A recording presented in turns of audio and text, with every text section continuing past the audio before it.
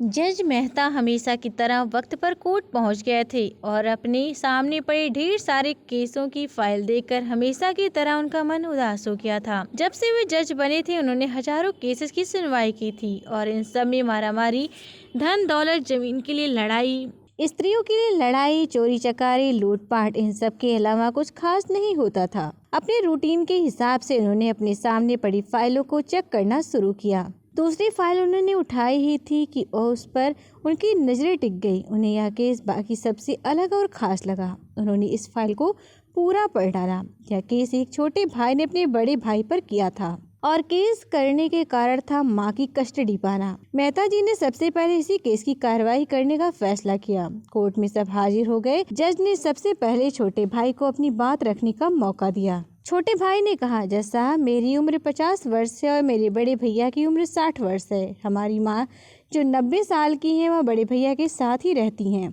लेकिन अब मैं चाहता हूँ कि माँ बाकी के बचे वर्ष मेरे साथ रहकर बिताएं। माँ की सेवा करने का मौका मुझे मिलना चाहिए। मैंने बड़े भैया को काफ़ी समझाया कि अब आपकी उम्र हो चली है, अब आपकी सेहत भी अच्छी नहीं रहती और आप दिल के मरीज भी हैं। मैं भी स्वस्थ हूँ, इसीलिए बेहतर यही होगा कि माँ की सेवा करने का मौका मुझे दिया जाए।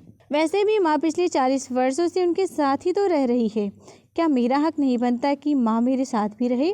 लेकिन बड़े भैया हैं कि इस बात को मानने के लिए राजी ही नहीं, इसीलिए मजबूरी में मुझे उन पर केस करना पड़ा। अब बड़े भैया की अपनी बात रखने की बारी थी। बड़े भैया ने, यह बात सच है कि मेरी उम्र 60 वर्ष है। यह बात भी सच है कि अब मेरी सेहत पहले जैसी नहीं रहती, लेकिन उतना ही सच यह है कि मैं सिर्फ जिंदा रह पा रहा हूँ तो इसलिए क्योंकि मेरी माँ मेरे पास है। चाहे मेरी सेहत कितनी भी खराब हो, चाहे मेरी ज़िंदगी नर्क जैसी हो, लेकिन मेरी माँ मेरे पास होने की वजह से वही तकलीफों भरी जिंदगी स्वर्ग जैसी बन जाती है। जज साहब, आप ही बताइए, मैं माँ को अपने से दूर कैसे होने दे सकता हूँ? जज ने बड़े भाई से कहा कि तुम खुद कहते हो कि तुम्हारी सेहत अच्छी नहीं रहती, तो भला तुम कैसे अपनी माँ की देखभाल अच्छे से कर पाओगे, यह भी तो सोचो।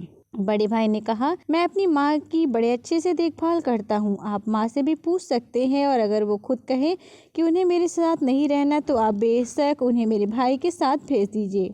जज को यह बात ठीक लगी और उन्होंने माँ को अदालत में बुलाने का फैसला लिया। 90 साल की बूढ़ी माँ बड़ी कमजोर थी। वह जैसे तैसे व्हीलचेयर से अदालत में आई। जज साहब ने उनका फैसला पूछा तो माँ ने कहा कि मेरे लिए दोनों ही बच्चे समान हैं। किसी एक का पक्ष लेकर दूसरे को नाराज नहीं कर सकती। आप तो जज हैं, आप तो ऐसे फैसले हमेशा लेते हैं। आप जो भी फैसला लेंगे वह मेरे लिए आखिर फैसला होगा और मैं चुपचाप उसे मान लूंगी। जज साहब बहुत परेशान हो गए। उन्होंने अपनी पूरी जिंदगी में एक अनोखा केस कभी नहीं देखा था।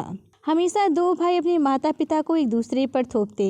एक कहता तुम रखो तो दूसरा कहता तुम ही रखो। जज आश्चर्य तब और भी ज़्यादा बढ़ गया जब उन्हें पता चला कि माँ के पास दोनों बेटों को वसीयत में देने के लिए फूटी कौड़ी भी नहीं थी। जज सोचने विचारने के बाद जज ने फैसला किया कि माँ को अब छोटे भाई को सौंप देना चाहिए। ये फैसला सुनते ही बड़ा भाई जमीन पर बैठ पड़ा, फूट फूट कर रो पड़ा। उसे रोता देख कोर्ट में हाजिर सभी के साथ जज की भी आंखों में आंसू बह निकले। दोस्तों, अपने भाई भाई की लड़ाई बहुत देखी होगी, लेकिन जैसे इन दोनों भाइयों ने अपनी माँ के लिए लड़ाई की वैसी अनोखी लड़ाई कभी नहीं देखी होगी। सभी को ये कहानी कैसी लगी कमेंट बॉक्स में ज़रूर बताएं। दोस्तों के साथ शेयर करें और अगर आप हमारे चैनल में नए हैं तो सब्सक्राइब कर भी ज़रूर जुड़ें। आप सभी का बहुत बहुत धन्यवाद।